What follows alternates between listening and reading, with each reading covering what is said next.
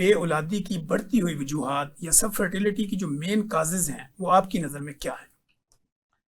मैं आपको इसको इस तरह से कहूँगी कि जब हम बे औलादी या इनफर्टिलिटी की बात करते हैं तो हम ज़्यादातर औरत की तरफ देख रहे होते हैं ठीक। और हम कॉजेज ढूंढने की कोशिश करते हैं कि औरत में क्या कॉजेज होंगे। तो ठीक है। कॉजेज जो हैं, पहली तो इम्पॉर्टेंट बात ये है अंडरस्टैंड करने के लिए कि इनफर्टिलिटी का कॉज आदमी या औरत दोनों में हो सकता है। कई ठीक। दफ़ा वो दोनों में होता है, कई दफ़ा वो एक में होता है। तो जब हम इनफर्टिलिटी के लिए वजह पता करने की कोशिश करें तो हस्बैंड एंड वाइफ दोनों को इन्वेस्टिगेट होना चाहिए। ठीक। दूसरी बात यह है कि जो हमारा ग्रोइंग रेट ऑफ ओबेसिटी और पॉलीसिस्टिक ओवरीज है, पॉलीसिस्टिक ओवरीज खुद एक रीजन फॉर इनफर्टिलिटी बन जाता है, लेकिन वो वाहिद रीजन नहीं है जिसकी वजह से प्रेगनेंसी नहीं होती। सो जो हमारा रिप्रोडक्टिव सिस्टम है वो ओवरी से बना हुआ है, यूट्रस है, ट्यूब्स हैं उसके अंदर। तो जो बीमारियां इन तीन चीजों को इन्वॉल्व करेंगी, उन्हीं बीमारियों की वजह से प्रेगनेंसी नहीं होती।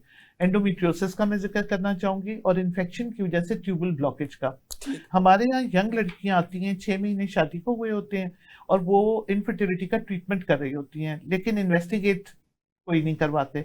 तो अगर हम इन्वेस्टिगेट करके वजह नहीं मालूम कर रहे और उसका इलाज किए जा रहे हैं तो वो मुनासिब नहीं है। दूसरा, हस्बैंड का जो सीमेन का टेस्ट है वो एक सिंपल टेस्ट है जो कि हमें ये बता सकता है कि सीमेन में कोई प्रॉब्लम तो नहीं है। ठीक। सो आपके पास आई एम श्योर और क्वेश्चंस हैं। I will just stick to that कि औरतों के और आदमियों के दोनों के कॉजेज को देखने की कोशिश करनी चाहिए। ठीक। अच्छा मैडम, अगर हम परसेंटेज निकालें आज के दौर के अंदर, जिस तरह पहले होता था कि जैसे आपने कहा कि फीमेल्स को ही ब्लेम किया जाता था, जी। तो पहले ये होता था कि 70% फीमेल्स के अंदर प्रॉब्लम आती थी, कोई 30% या 20% मेल में आती थी। तो अब इसकी रेशो क्या है? तकरीबन बराबर है। ठीक। सो अगर मुझे उसको 100 से करना हो तो मैं ये कहूंगी कि 30-35% मेल, 30-35% फीमेल एंड अराउंड 30% जिनमें हमें पता नहीं चलता कि कॉज क्या और फिर भी प्रेगनेंसी नहीं हो रही होती। ठीक। But husbands are almost equally responsible. और इसमें एक और इम्पॉर्टेंट बात समझने वाली ये है कि जो हमारा क्लाइमेट चेंज हो रहा है, जो स्मोकिंग है, ओबेसिटी है, ये सब चीजें स्पर्म काउंट को इफेक्ट करती हैं। ठीक है। सो हमें ये आदमियों को बताना चाहिए कि अगर प्रेगनेंसी नहीं हो रही तो मेल स्पर्म्स को इम्प्रूव करने के लिए हेल्दी एक्सरसाइज, और हमने आज सुबह बैठ के काफी इसके बारे में बात भी की, हेल्दी लाइफस्टाइल जरूरी है, स्मोकिंग को छोड़ना जरूरी है, मुनासिब वजन हो और इस किस्म की एक्टिविटीज ना हो।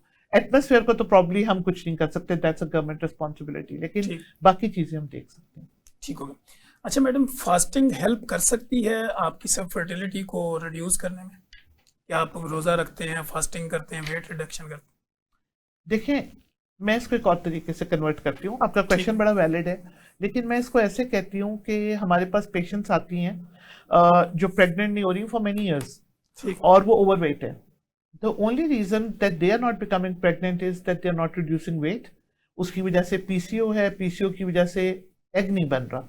तो जब वो फास्टिंग करेंगी, अगर वो फास्टिंग प्रॉपर हो रही है ठीक। तो वेट रिडक्शन होगा। Weight reduction can improve their fertility, I would put it like that.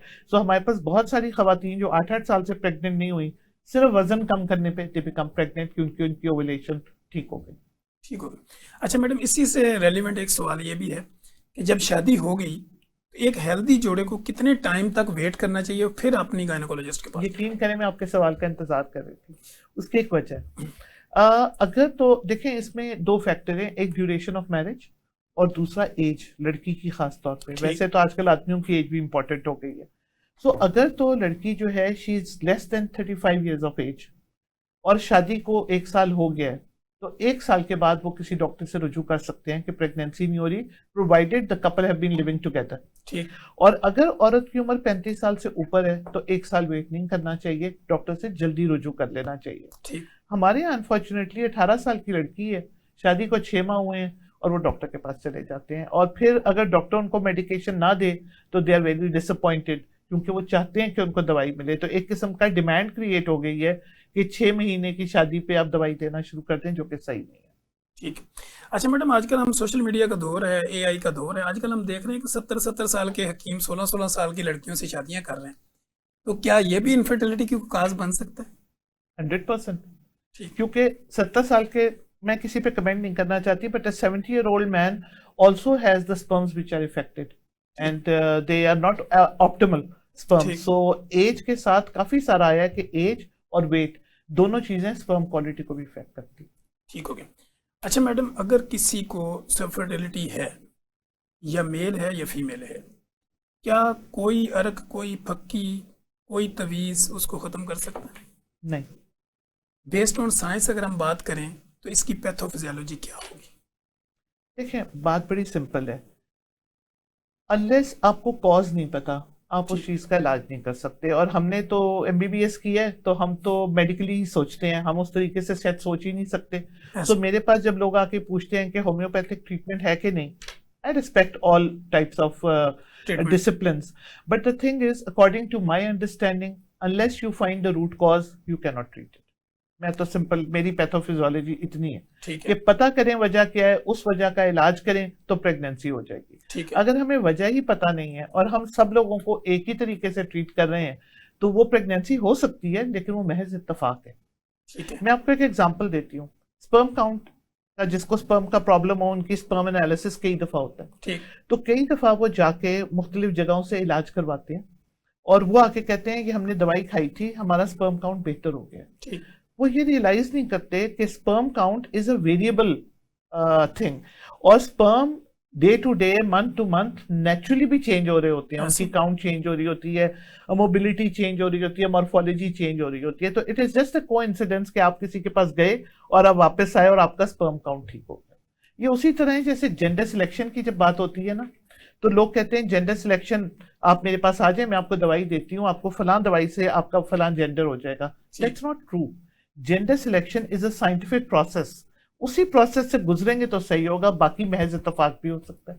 किसी वक्त हो सो भी हम किसी वक्त हो भी सकता है, जैसे किसी भी औरत की प्रेगनेंसी में बेटा और बेटी होने के तकरीबन बराबर चांसेस हैं। ठीक है। तो जस्ट अ कोइंसिडेंस कि उसको बेटा हो जाए या बेटी हो जाए, तो ठीक। मैं उस पर क्रेडिट नहीं ले सकती। Credit is only by the scientific method.